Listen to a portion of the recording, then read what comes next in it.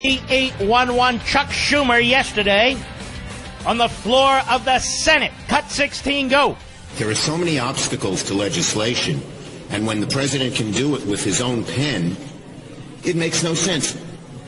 Ryan, the president signing it, attaching it to things that are unacceptable. Legislation is not the way to go here when it's so easy for the president to sign it. It's an excuse. So the president today signed it. An executive order. An executive order that requires the families to stay united. Illegal aliens coming into this country intentionally bypassing legal ports of entry, then coming into this country claiming asylum, triggering a administrative/legal process that could take a few weeks, in requiring our departments and agencies to determine if the adult is in fact the parent of the child whom they've brought with them illegally or not, in order to protect the child. The president has signed an executive order that they must stay together. I understand why he signed this executive order. Because of the grotesque demagogues in the media, in the Democrat Party, and in the ethnic front groups who insisted that the president do this. Now, there's two problems. One, I don't believe it's legal. Why? Because we have a court order in place that says you cannot detain minors for more than 20 days. Now, that's whether they're with their parents or not. That was the problem from the get-go. Number two, it's not enough for the left. As I told you last week and earlier this week, what they want is open borders. What they want as a solution is for these families coming here illegally, intentionally bypassing legal ports of entry, to come into the country illegally and disappear in the interior of the country. That's what the Democrats want. They haven't said it yet, but that's what they want. And so I would ask members of the media, in fact, I'll be very specific. Let's just pick on one. I would ask Jake Tapper, now that the president has signed this executive order, as Chuck Schumer insisted, as you folks in the media insisted, that he could put an end to this today. Are you happy with this solution? Are you happy with this solution? Now the families will all be detained together. Adults with children in family detention centers. The ACLU's not happy. The ACLU put out a statement. President Trump has been brought to his knees because of the lawsuit we filed on February 26th. Of course, that has nothing to do with it, but let's continue. And the ensuing public outcry. Kids should not have been separated from their parents in the first place, and they still don't belong in jail. His alleged solution to a crisis of his own making is many months too late. It is a crisis that should not have happened to begin with. He has caused irreparable damage to thousands of immigrant families. The devil's in the details, they go on. The crisis will not abate until each and every single child is reunited with his or her parent. An 11th hour executive order doesn't fix the calamitous harm done to thousands of children and their parents. This executive order would replace one crisis for another. Children don't belong in jail at all, even with their parents, under any set of circumstances. If the president thinks placing families in jail indefinitely is what people have been asking for, he's grossly mistaken. Now, that's what's going to catch on next. Okay, now the families together. But they're in these horrific concentration camps.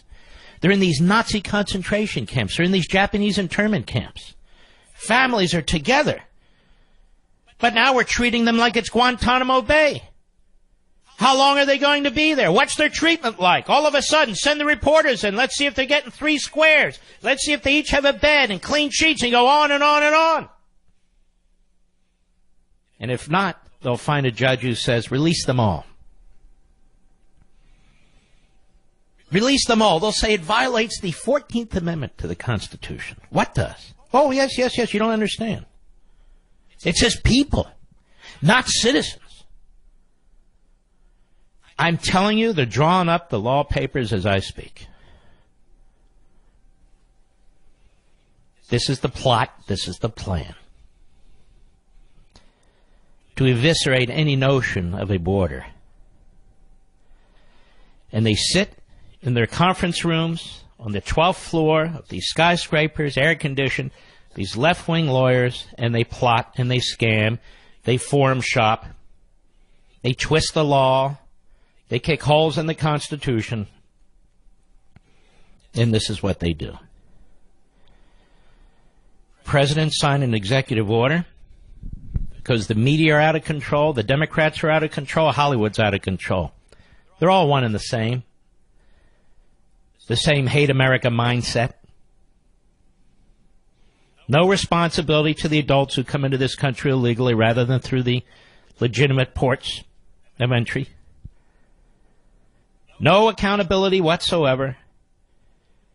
The fact that there's an increasing number of drug cartel types and pedophilia types and so forth who are dragging kids into this country and claiming them as their own, they don't even talk about that because it gets into the way of their political agenda. Jake Tapper. What's the solution to this, Jake? To let the family loose, right? Into the country, to break existing immigration laws. Isn't that the answer, Jake? Jake, who used to work for a left-wing congresswoman, Democrat from Montgomery County, Pennsylvania, Mezvinsky. Jake, who used to work for Handgun Control, Inc. Jake, who's on CNN every day calling Trump a liar, going around various TV shows where he's well accepted in different social events in Washington and New York, hawking his fiction book. On TV, hawking his fiction news. What's the solution here, Jake? We all pretty much know this executive order won't be upheld. We all pretty much know a left-wing judge, 1 out of 1,000 out there somewhere, will rule that you can't keep these families in these horrific detention centers. They must be released. We all know that'll be the end of enforcement, just as we all know that we have these federal judges that allow cities and states to nullify federal immigration law. They call themselves sanctuary cities, sanctuary states. These little confederacies that are out there using the same arguments as the Confederacy did way back when. The irony is totally lost on the press because the press has as their goal to advance an ideology. Not the news, not facts. You've seen this repeatedly during the course of this administration. You saw it unbelievably in the last week. At the White House press conference, at the media correspondence dinner, you see it every night on TV. They're agenda-driven. They're ideology-driven. And then they tell you they're there protecting freedom of the press when they're abusing it every step of the way. These are not noble people. These are not nonpartisans. These are not objective people. These are ideologues. And they go in one direction, the left. The president signed an executive order which, in the end, will be challenged by the likes of the ACLU and these ethnic front groups because it's not enough. They want more. They want open borders. And the Democrat Party is the vessel through which, it's the political entity through which they will get what they want. They will get what they want. And Jake Tapper sits there in his sanctimony, accusing other people of lying when he lies through his teeth. He's no newsman. He's an ideologue. Just like all the rest of them on CNN and MSNBC. Rachel Maddow crying in her hands. Tell me, ladies and gentlemen, as we were doing our research over the last several days, talking about these various instances in which the Obama administration did similar things. Tell me, ladies and gentlemen, why wasn't Rachel Maddow crying before? Where was Jake Tapper before? They were nowhere. And then when you point out that families were separated before, they call you liars because under this president they're doing it, 100% of the way, not 80% or 50% or whatever it is. And so the President of the United States comes into office and he has choices to make. He's got this decision in the Ninth Circuit that says you can't detain these kids more than 20 days. He's got their parents or adults who are bringing them into the country coming illegally. They're not coming through the legitimate ports of entry. They claim asylum. That triggers an entire process. And so they separate the kids from the adults to figure out the situation that the adults are claiming with asylum, to make sure they're not MS-13, to make sure they're not drug cartel types, to make sure those kids weren't kidnapped, to make sure these guys aren't pedophilia, to make sure all these things. And the Trump administration is attacked. Because, you see, unlike the Obama administration, unlike the Bush administration, they make no exceptions. They apply the law legally. Equally, that is. They apply the law equally. Then they're said to be in Nazi concentration camps, these kids, and Japanese internment camps. We have to hear this from Laura Bush. We have to hear this from truly sickening people who obviously haven't looked at the black and white films of the Holocaust, of the ovens, of the mass graves, who are by inference or worse, suggesting that our men and women, very courageous, on the southern border, who are trying to do their very best and who are overwhelmed, are the equivalent of Nazi guards. The equivalent of Nazi guards. When Donald Trump calls MS-13 types animals, he's attacked.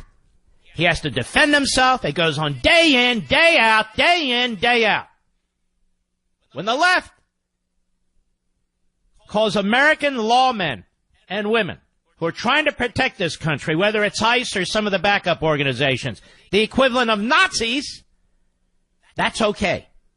Right? Jake Tapper? Is that right, Jake Tapper? Now when we come back, I will demonstrate to you what a liar Jake Tapper is. And not only him, but virtually everyone in his so-called profession. I'll be right back. Mark Levin.